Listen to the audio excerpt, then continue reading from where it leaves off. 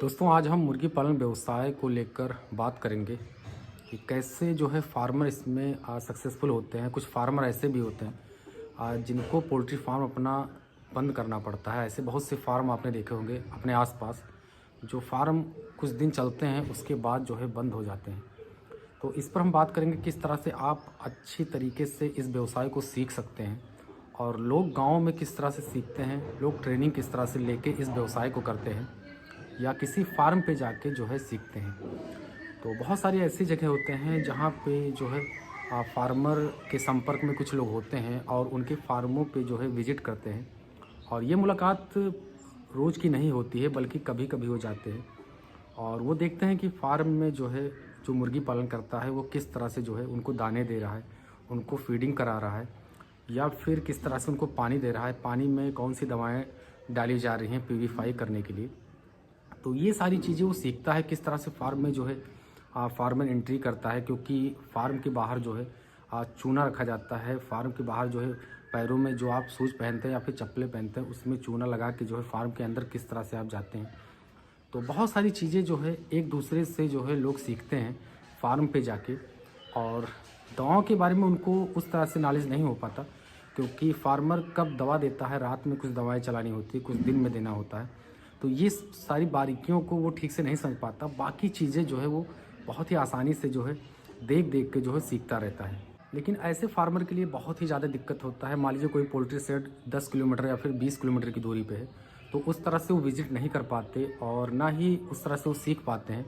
तो बेसिक चीज़ें जो शुरुआती चीज़ें होती हैं, अगर उसको आप सीख के जो है आप अपना बिजनेस शुरू करते हैं और आस-पास आपके कई फार्म हैं जो कि चल रहे होते हैं पहले से, तो कहीं न कहीं आपको एक सहयोग मिल जाता है कि किस तरह से आपको दवाएँ देनी है, किस तरह से आपको फीडिंग करानी है। तो ये सारी चीज़ें आपको धीरे-धीरे करके जो है जानकारी मिलती रहती है एक दूसरे के संपर्क से। लेकिन ऐसे लोगों के लिए बहुत ज़्यादा दिक्कत होता है जो काफ़ी दूर पे कोई पोल्ट्री शेड होता है और उनको उस तरह से जानकारी नहीं मिल पाती, उस तरह से उनका कोई व्यवहार नहीं होता और जब वो जाते हैं तो उनको थोड़ी बहुत जानकारी मिल पाती है कि किस तरह से जो है वो शेड बनाए हुए हैं या किस तरह से शेड बनता है, इतना ही वो सीख पाते हैं। तो इसके लिए आपको क्या करना है, किस तरह से आपको जो है ट्रेनिंग लेना है। तो दोस्तों मैं आपको बता दूं, जो किताबें होती हैं वो आपकी बहुत अच्छी दोस्त होती हैं। आप इसके माध्यम से भी बहुत सारी चीज़ें सीख सकते हैं, जानकारी ले सकते हैं, क्योंकि जो भी बेसिक चीज़ें हैं या इसकी बारीकियां हैं आप किताबों से भी सीख सकते हैं।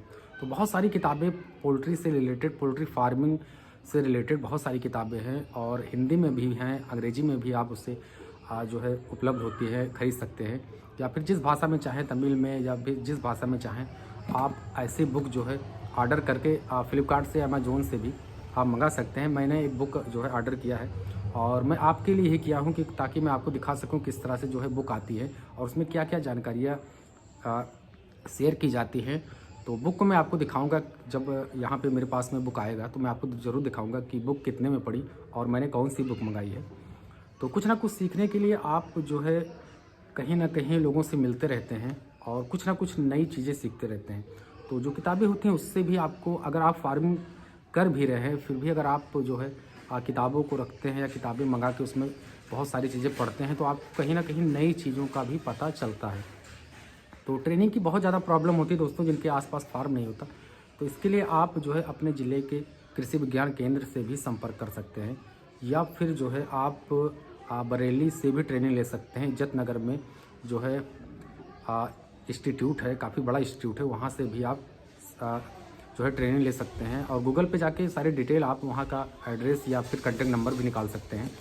तो राष्ट्रीय पक्षी अनुसंधान केंद्र के नाम से है और बहुत ही बड़ा इंस्टीट्यूट है। वहाँ पे सारी चीज़ें जो है सिखाई जाती हैं, कृषि से रिलेटेड या फिर कुक्कुट पालन या मुर्गी पालन से रिलेटेड बहुत सारी चीज़ें जो है सिखाई जाती हैं। तो आप जो है सबसे पहले अपने सिटी के कृषि विज्ञान केंद्र से ही संपर्क करें, क्योंकि वो पास में होता है और जब भी वहाँ पे ट्रेनिंग का आयोजन होता है तो आपको जो है कॉन्टैक्ट नंबर पे आपको सूचना दे दी जाती है ताकि आप वहाँ पे जो है संपर्क कर सकें और कब ट्रेनिंग है ये भी आपको जो है कॉन्टैक्ट के माध्यम से जो है बताया जाता है। तो ट्रेनिंग बहुत ज़्यादा लंबा नहीं होता दोस्तों, 6 दिन का, 7 दिन का या फिर 4 दिन का इस तरह से होता है। तो आपको बुलाते हैं, विज़िट भी कराते हैं, आपको बहुत सारी चीज़ें बताते हैं।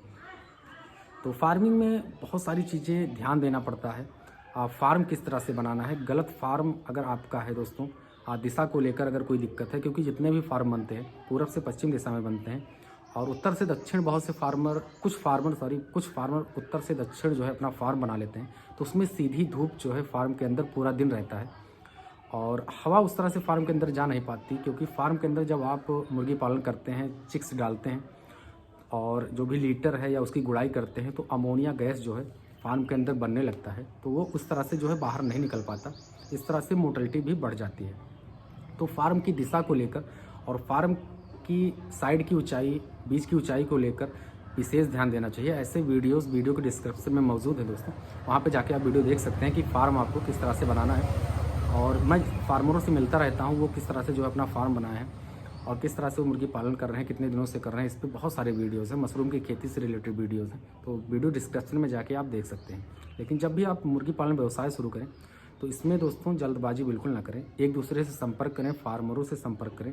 भले ही आपसे काफ़ी दूरी पे कोई फार्म हो, लेकिन आप उस पर 1-2 बार ज़रूर विजिट करें, या हो सके तो इससे ज़्यादा भी आप वहाँ पे जाएं और लोगों से मिलें, उनका फार्म देखें और लोगों से बातचीत करें, फार्म के साइज़ को देखें। क्योंकि बहुत से ऐसे फार्मर होते हैं जिनके साइड की ऊंचाई 6 फीट या बीच की ऊंचाई 10 फीट 12 फीट रखते हैं और फार्मिंग करते रहते हैं। लेकिन अगर आप साइड की ऊंचाई 8 फीट रखते हैं, वहीं बीच की ऊंचाई 12 से 14 फीट करते हैं, तो ये बहुत ही अच्छा फार्म होता है। और फार्म के साइज़ पे भी निर्भर करता है दोस्तों। अगर आपका बहुत छोटा फार्म है, मान लीजिए आपका 40 फीट लंबा फार्म है और 20 या 22 फीट चौड़ा है, तो आप जो है ऊंचाई 12 फीट कर सकते हैं और साइड की ऊंचाई 7 फीट कर सकते हैं।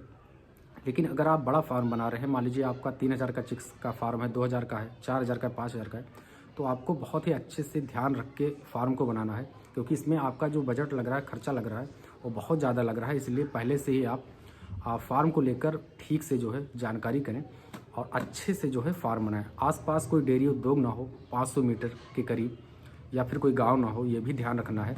तो लोग खेतों में अपना फार्म बनाते हैं गाँव में और फार्मिंग करते हैं। तो जब भी आपको ठीक से जानकारी हो इसके बारे में, तभी आप जो है मुर्गी पालन व्यवसाय शुरू करें और ट्रेनिंग लें। किताबों से भी बहुत सारी जानकारियाँ आपको मिल सकती हैं, तो किताबें भी आप मंगा सकते हैं, या फिर किसी जो है बुक स्टोर पे जाके, शॉप पे जाके, वहाँ से भी आप किताबें ऑर्डर कर सकते हैं। या फिर वहाँ पे अगर उपलब्ध है तो भी आप बहुत से प्रकाशन की किताबें होती हैं, अच्छी किताबें होती हैं, तो उसे आप खरीद के बहुत सारी जानकारी कर सकते हैं। तो आज मैंने आपको बैकग्राउंड में या फिर स्क्रीन पे कोई पोल्ट्री फार्म नहीं दिखाया दोस्तों, ना ही कोई चिक्स का सीन दिखाया, ना ही मुर्गों का सीन दिखाया, ना ही अदर कोई सीन दिखाया। क्योंकि आज मैं आपसे बात करना चाह रहा था मुर्गी पालन को लेकर, और जो है ठीक से, और मैं आपके कमेंट का इंतज़ार भी करूंगा ताकि आप कमेंट करें, उसका मैं जो है जवाब दे सकूं। दोस्तों एक बात मैं आपको बताना भूल गया कि ऐसे भी फार्म होते हैं, ऐसे भी फार्म पे मैं विजिट करने वाला हूं जो फार्म बंद हो गए हैं। लेकिन वो फार्म इसलिए बंद हुए क्योंकि दिशा उनकी गलत थी। जो फार्म उत्तर से दक्षिण लंबाई जिनकी थी, या फिर उनको शेड में काफ़ी दिक्कतें थी, जैसे मान लीजिए टीन का शेड हो गया। ऐसे भी कुछ फार्म थे जिनके ऊपर जो है टीन का सेट था, तो ऐसे फार्म बंद हो गए। मेरे पास जब मैंने उनसे संपर्क किया तो उन्होंने बताया कि फार्मिंग करना मैंने बंद कर दिया है, मुर्गी पालन करना बंद कर दिया। तो उन्होंने वही प्रॉब्लम बताया। इसलिए मैं आपको पहले ही बता देता हूँ, जब भी आप सेट बनाएं तो ऊपर जो है सीमेंट की चद्दरों का सेट बनाएं। ऊपर जो सेट रखें उसमें टीन के चद्दरों का यूज़ बिल्कुल ना करें। टोटल जो है सीमेंट के चद्दर का ही सेट बनाएं। और साइड में आप लोहे की पाइपों के पिलर दे सकते हैं, लेकिन दोनों तरफ पूर्व से पश्चिम की दीवार जो है आपके मजबूत पिलर और दीवार मजबूत होना चाहिए। तो फार्म भी अलग अलग तरीके से फार्मर बनाते हैं। पूरे फार्म में जो है सीमेंट के पिलर कुछ फार्मर देते हैं अगर बजट अच्छा है, नहीं तो लोहे की पाइपों का पिलर देते हैं। तो इस तरह से बहुत सारे वीडियोज़ हैं, अभी मैं बता चुका हूँ दोस्तों। तो आप भी अगर मुर्गी पालन व्यवसाय शुरू करना चाह रहे हैं तो आप हमें कमेंट कर सकते हैं, और कमेंट के माध्यम से आप हमसे जो है बहुत सारी जानकारी ले सकते हैं। या मेरा contact number, WhatsApp number video के डिस्क्रिप्शन में है, साथ में स्क्रीन पे भी है, आप मुझे मैसेज भी कर सकते हैं। तो आशा करते हैं ये वीडियो आपको पसंद आएगा दोस्तों, और वीडियो देखने के लिए आपको बहुत बहुत बहुत धन्यवाद।